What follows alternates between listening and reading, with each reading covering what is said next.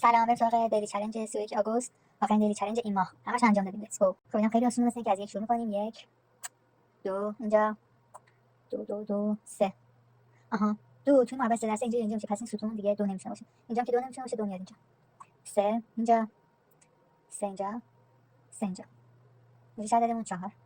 این محبت کامل شد. 4 اینجا، 4 اینجا، 5 5 5 5. کجا موند اینجا؟ 5 میریم سراغ 6 اینجا، اینجا 6 توی محبت 3 درصد اینجا که پس ردیف دیگه 6 نمیشه. اینجا نمیشه بخاطر این 6 میاد اینجا.